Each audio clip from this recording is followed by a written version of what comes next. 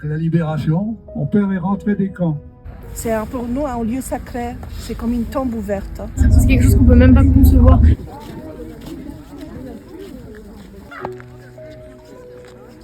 En janvier 2026, 150 lycéens de l'Académie de Nice se sont rendus sur les camps de concentration et de mise à mort d'Auschwitz I et Birkenau, un voyage de la mémoire mis en place par la région depuis plus de 10 ans. Lors de cette journée, les élèves ont pu être accompagnés de Roger Volman, un enfant d'Isieux. Il est l'un des derniers aujourd'hui à pouvoir raconter son vécu d'enfant issu d'une famille juive d'origine polonaise, déchirée par les rafles et l'antisémitisme pendant la Seconde Guerre mondiale. J'ai un frère qui a 7 ans de plus que moi et qui m'a tenu la main afin que ma maman soit arrêtée avec sa sœur, son beau-frère et les enfants, que tout ce monde a disparu. Auparavant, mon père avait disparu et nous étions 2 orphelins. Et on était perdus, pris en charge par nos familles, par des organismes de secours aux enfants, des organismes clandestins de résistance juive. À la Libération, mon père est rentré des camps. Et on a attendu, mais rien ne se passait. Et lui, il nous disait, n'attendez pas, vous ne reverrez pas votre maman.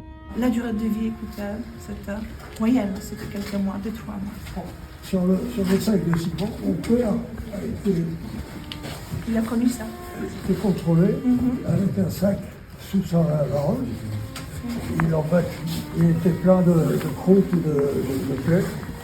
Il était battu à cause de ça, pour se protéger.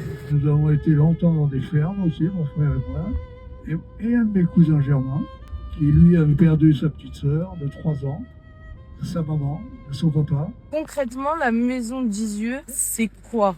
C'est une création d'un couple d'émigrés aussi, de gens qui venaient de Pologne.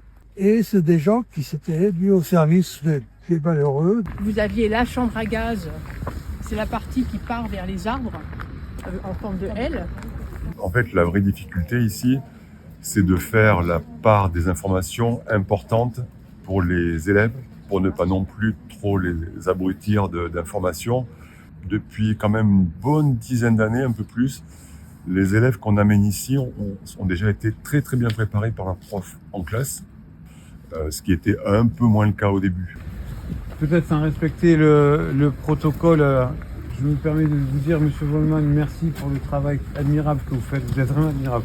Cette journée, elle ne peut pas nous laisser indemnes, donc il faut qu'elle soit le moteur de votre résistance, une résistance contre la haine de tous les instants. On ne peut pas tolérer qu'on s'en prenne à l'autre.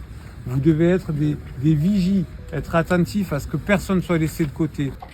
Parler après, c'est une prise de parole très forte, intelligente en plus. Et c'est pas facile.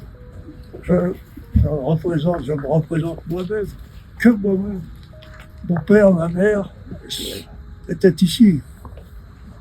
Vous les enseignants, vous les élèves, je le dis toujours, je le dis souvent, ne croyez pas tout ce que vous entendez. Analysez, critiquez, soyez pas des boutons.